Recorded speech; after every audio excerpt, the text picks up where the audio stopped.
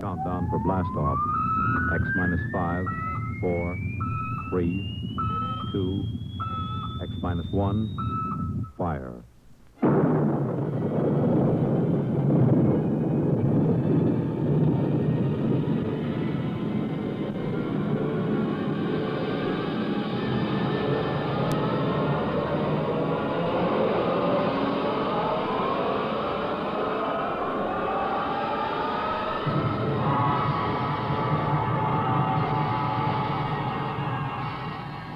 From the far horizons of the unknown come transcribed tales of new dimensions in time and space.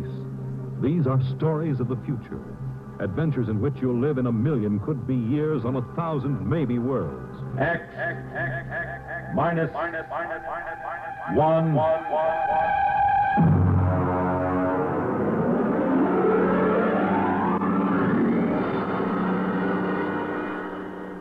Tonight's story, The Parade, by George Lefferts.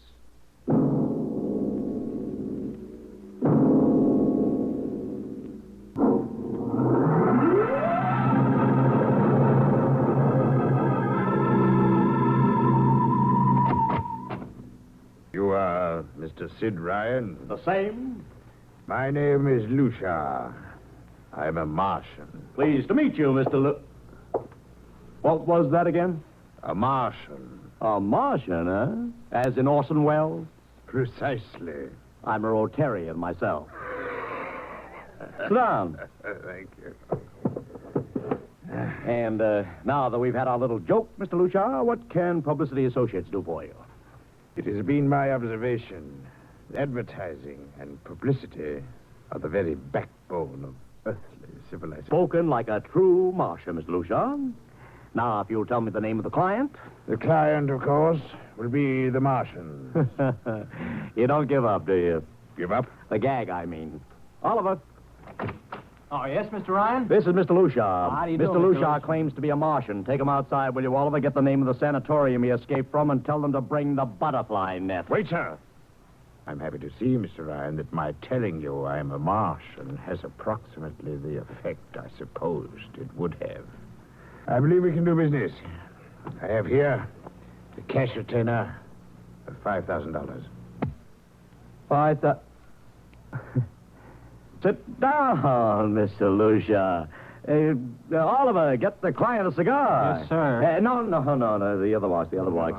Thank you. No. Well, now, what can I do for you, sir? I wish you to manage a publicity campaign. A very large, a very important campaign. Is the product established, or is it something brand new? Oh, something quite new. Now, what would you judge to be the most effective type of campaign? Well, if the client has a lot of dough to throw around, a suspense campaign is best. First, you place ads in the paper saying, watch this space. Then, about a week later, you run an ad saying XYZ or PDQ, and you get people guessing what it means. Then, finally, when you've teased them enough, you bust loose and unveil the product. Excellent. Very well, sir. We shall conduct a suspense campaign. Of course, in this kind of campaign, secrecy is very important. Once the name of the product leaks out, it spreads like wildfire, and the whole campaign is kerfloppo. Yes, quite so. Utmost secrecy. That's right. You realize, of course, these things cost like crazy. Would, say, $1 million cover the expense? Come again? I said, would $1 million cover it? Yes, I imagine. You did say $1 million. I understood that you had handled some very large accounts. Of course, if this is too big... Oh, not at all. Not at all. As a matter of fact, I seldom touch anything less. Right, Oliver? Huh? Oh, of course. That's right, Mr. Ryan. Absolutely right. Good. You will begin, then, by saturating the newspapers, the radio, streetcars, with a very simple statement. What's that? I shall write it for you. The Martians are coming. Say, that's not a bad teaser. Got that, Oliver? Yes, sir. The next ad will read, June 1st is Martian Day. June 1st is Martian Day. What happens on June 1st? The parade takes place. What parade? I wish you to arrange a parade up Fifth Avenue. You mean like the Macy parade? Exactly. Except that the theme will be the world of tomorrow. The Martian world. My client would like it to be a gay affair. Balloons, clowns, pennants, pretty drum majorettes. Say, that sounds terrific. I might be able to interest the department stores in a tie-in. Fine. The parade will climax the campaign. On June 1st, the product will be unveiled. Good enough. By the way, Mr. Lucia, just what is the product? What are we selling? Oh, no, Mr. Ryan. Secrecy, remember. Oh, but after all all... will be revealed to you in good time, Mr. Ryan. Moment, let us say we are selling a concept. Concept? Precisely. Concept of invasion from Mars.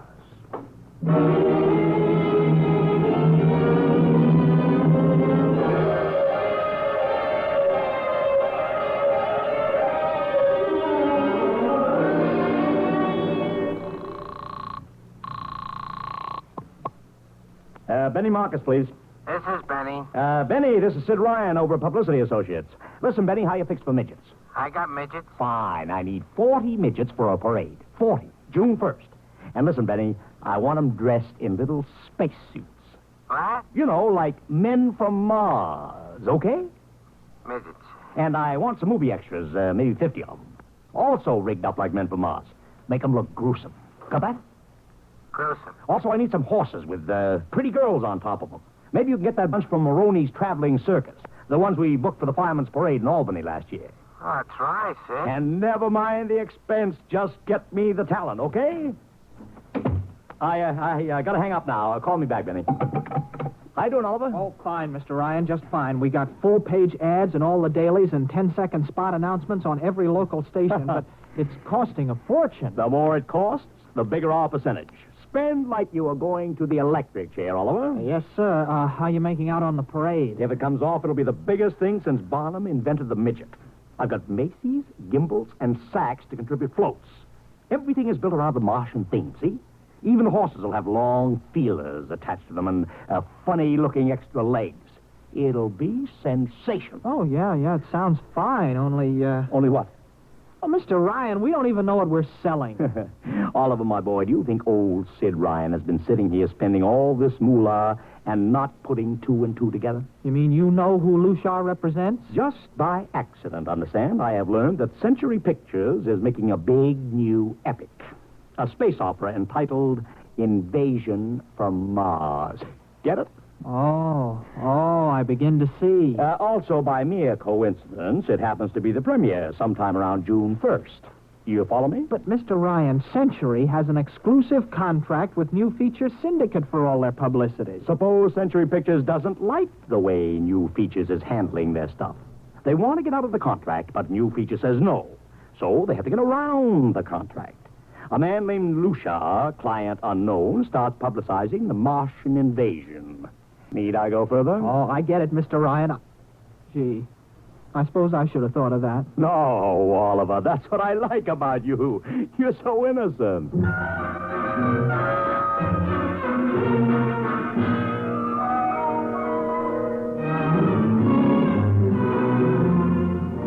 Let me talk to Commissioner Patrick, please. Sid Ryan.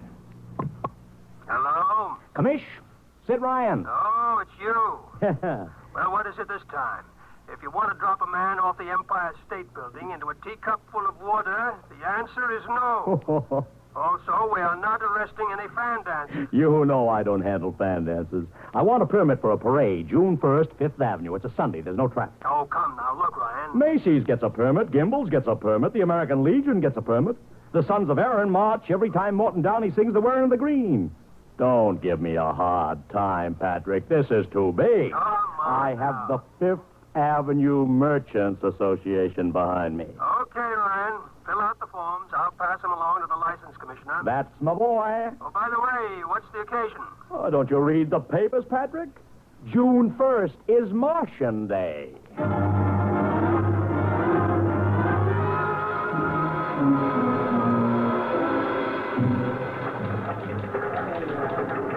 Well, Mr. Ryan, how is the campaign going? Like fire, Mr. Lucia, like fire. Everybody and his brother is going along with the gag. Yesterday, we distributed 50,000 Martian hats to school kids.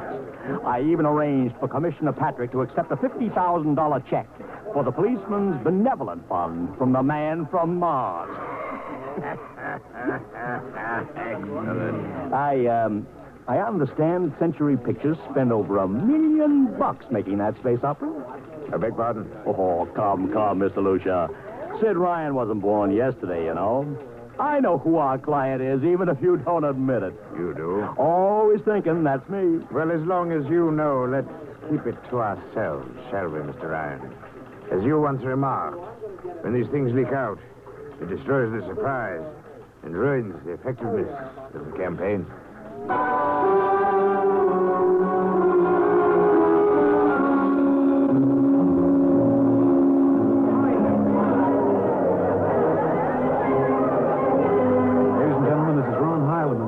Speaking to you from our portable transmitter atop the reviewing stand for the much-heralded Martian Parade on Fifth Avenue. It's a beautiful sunlit day here in New York. Perfect day for a parade. And the streets are packed with thousands of spectators, all eager to find out what this is all about. There's an air of shrill expectancy. Tell him over here! Okay, tell him all right. I just had word from Sol Brown up at Central Park Mall that the Martians have landed from big pink balloons. And while we're waiting here for the arrival of the parade, we brought some people up to our microphone to tell you their reactions to this spectacular affair. What's your name, madam? Miss Ada Shackley. A little louder, please. Miss Ada Shackley. And where are you from, Mrs. I'm Shackley? Columbus, Ohio. I see. And I see you have your family with you. Two little curly-headed boys. Are you in New York for your vacation? Yeah, we came for the Shriners Convention with their daddy. Well, what do you think of Martian Day, Mrs. Shackley? Well, it all seems very strange to me, but the boys have been pestering me to watch it, so we've been standing here for 2 hours. I can't make head or tail of it. Well, neither can a lot of other people, Mrs. Shackley, but judging by the thousands here already, there's a lot of curiosity. Curiosity killed a cat, folks say. Let's hope not. Thank you, Mrs. Shackley. And now Here they come, ladies and gentlemen. The first units of the big Martian Parade swinging down Fifth Avenue. Fanfare, colored streamers, music, confetti, floats, all the attractions of the Mardi Gras. Let's listen to the band for a minute.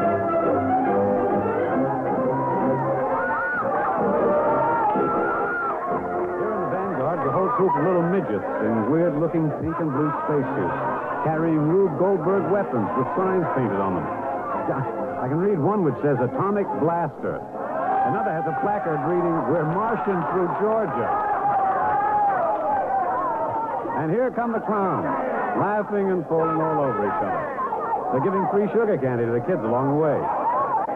Yes, ladies and gentlemen, this is a happy, laughing crowd along Fifth Avenue today. A true reflection of a great sense of humor and good nature that makes America the place it is. Why, only... What's this? The crowd's murmuring now. They've fallen somewhat silent. There's something coming. I'll try to get it for you. What? Ladies and gentlemen, here comes the Martian contingent. This is promised as the climax of the show. And now a great hush has fallen over the crowd. Quite a sight to see these thousands of people standing here expectantly, hearing only the great regular sigh of their mass breathing. Now here they come, ladies and gentlemen. The Martians, marching in booted, helmeted ranks, row after row of them. This is an impressive sight, ladies and gentlemen. And a rather serious contrast to the rest of the joyous slapstick parade we've been witnessing up until now. There are perhaps, 200 tall, broad-chested men dressed in metallic gray spacesuits with thick glass visors drawn across their faces. Each one's holding an ominous-looking ray gun at the ready position. They're marching in absolute silence, keeping steps perfectly, as though some mute, unspoken command is marking time for them. Even the children are awed by the unexpected, warlike realism of the Martian Legion. And now the first ranks of the Martians move past us, down Fifth Avenue toward the reviewing stands at the square. No one moves. There. A woman, ladies and gentlemen, just dashed out into the street. For what reason, I don't know. She just slipped through the police cordon somehow. They're after her now. But she's already reached the ranks of the Marchers, and she's trying to lift the visor of one of the Martian spacesuits. Wait. She's fallen. She screamed and then fell forward in a dead faint. The Martian column keeps right on coming. Unless they break ranks, they're going to trample her. No. The policemen have got her now. They're dragging her away, out of the way. Trying to revive her now. All sorts of rumors have begun filtering back through the crowd. Some are even whispering that the woman's dead. We don't know yet, but whatever's happened, the incident seems to have cast a slight shadow over the mood of the crowd. The carefree holiday air seems to have vanished. The crowd's stirring uneasily, a little disturbed at what we've just seen. Nothing to be alarmed at, however. It just seems a shame that anything like this should happen to spoil our enjoyment of the Martian parade.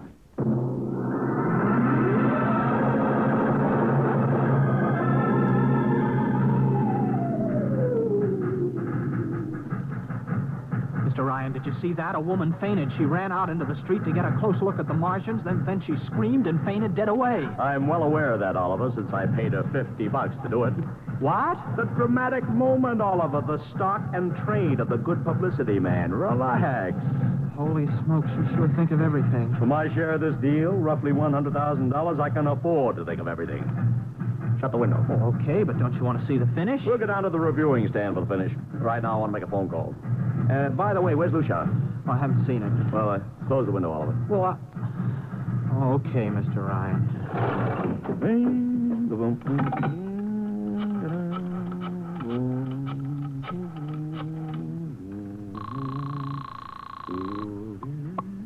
Marcus Talent Agency. Benny, this is Sid Ryan. Oh, say, listen, Sid, I was going to call you. I'm awful sorry about those Martians. What do you mean, sorry? They're terrific. No, don't joke, Sid. I mean it. Well, I mean it, too. They're great. Are you in a bag? Never felt better. Mean it, don't you? Of course I mean it. What is this? There are Martians in the parade? About 150. Of course, I only ordered 50, but Sid. under the circumstance... Sid. What is it? Sid, don't you know I couldn't get you a single movie extra? There's a studio strike in New York. Huh? Wait a minute. Where'd these guys come from if you didn't hire them? I don't know. Hold on. Oliver, Oh, yes, Mr. Ryan? did you hire those Martians? Well, no, sir, I didn't... Benny, this is on the level, isn't it? Honest, Sid, I... Okay, Benny, I'll call you back. What's the matter, Mr. Ryan? Oh, no. Just don't know. Wonder if Lucia hired them. What's Century Pictures number? Tremaine 4, 1000. Tremaine, one. Century Picture, Old Star. Give me Marty Sanford, your publicity director. One moment, please. Sanford. Marty, this is Sid Ryan. Oh, hello, Sid. How's it Fine. Listen, Marty, this is dead serious. On the level, get it? What's wrong? I've got to locate Lucia. Lou who? Lucia, come on now, Marty. This is life and death. The guy you sent over to hire me for the invasion picture. I never heard of a guy named Lucia. And, what invasion picture? Invasion from Mars, the space opera. Are you batty? Marty. That picture was shelved last month. What? Sure, back in the can.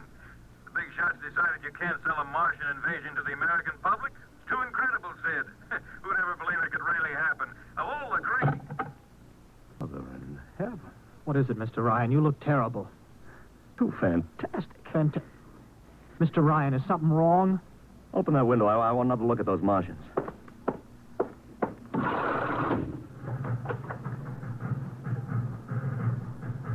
Look at them. Oliver, you were in the Army. Could 150 movie extras learn to march like that in, say, 24 hours? No. Not in 24 days, Mr. Ryan. Not a second's hesitation. Not one out of step. Look at the way they carry those ray guns at the ready. The only other time I've seen troops march like that was on a film of the Nazi SS troops marching through the streets of Paris. Mr. Ryan. Oliver, get down there. Find that woman who painted. Her name's Gloria Montez. Get her up here. Make it fast.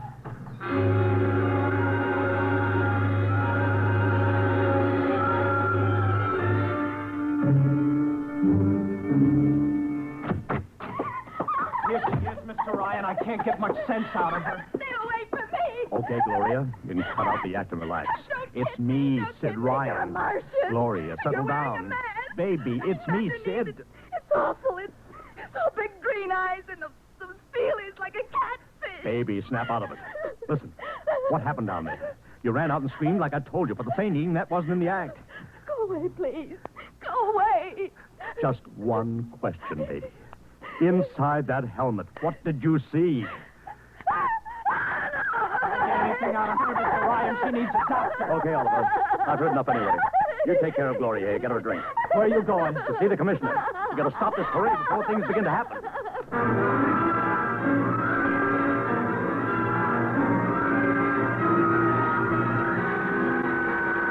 Okay, Ryan, what's the beef? Listen, Patrick, I don't know what it is, see, but something's wrong. You've got to stop that parade. I suppose you'd like the riot squad. That would get you a front-page spread on every paper in town. Now, look, Ryan, I've got no time for your cheap publicity gags. I'm a busy man. Listen, I'm trying to tell you I don't know where those Martians came from, who they are, anything about them. Oh, Ryan, I'm wise to your tricks. Now, if you let the sergeant show you out... You won't do it, huh? An honest citizen appeals for protection and you refuse? I most emphatically do. Now, beat it. All right, Patrick. I'll go right to the mayor's office. I'll have you busted, flattened in the fried egg. Go ahead.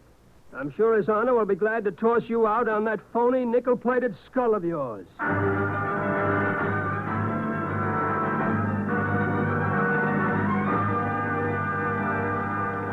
You heard me, Ryan. You can't see the mayor. Adolf, please. This isn't a gag. I don't want publicity. All I want to do is maybe prevent something horrible from In happening. case you don't know it, wise guy, something horrible's already happening.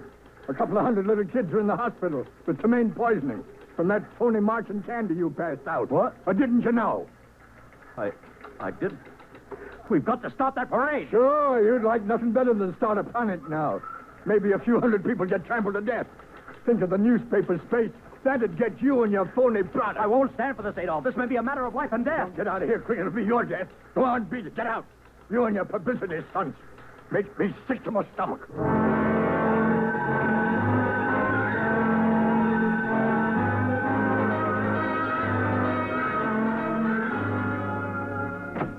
Oliver! Oliver! Oliver, where are you? Oliver! Oliver! Oliver! It is useless to scream at him, Mr. Ryan.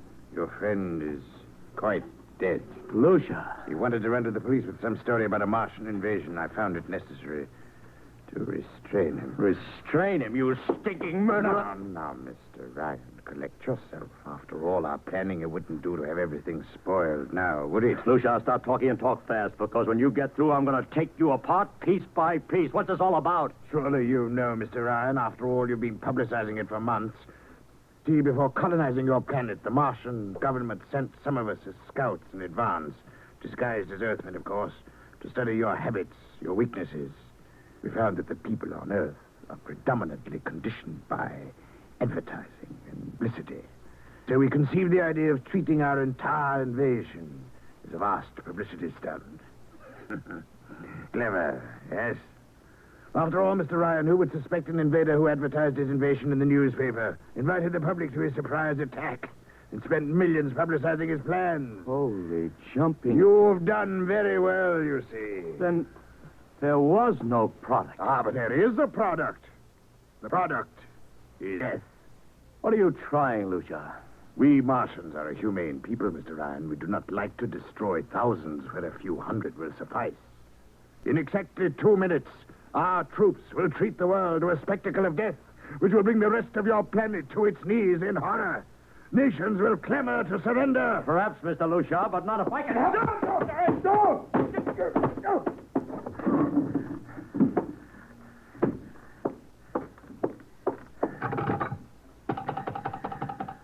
Yes, please. Operator, this is Mr. Ryan. Get me the field telephone on the reviewing stand of the Martian Day Parade. Hurry.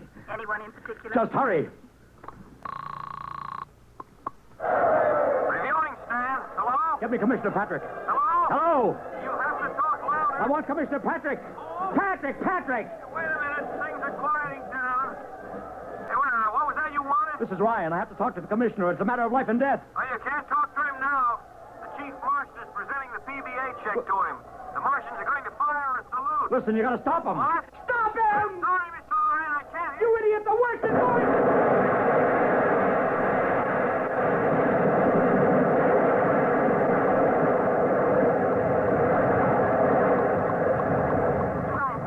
Ryan, you've been cut off. I heard it. Is something the matter? No, operator. Doesn't matter. Nothing matters now.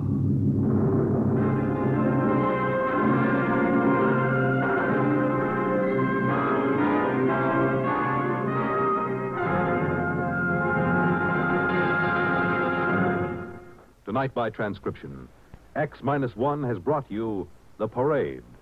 Written by George Lefferts.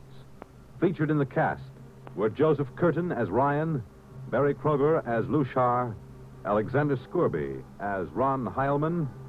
Music by Albert Behrman. X Minus One was produced by Van Woodward and directed by Edward King. Fred Collins speaking. X Minus One is an NBC Radio Network production.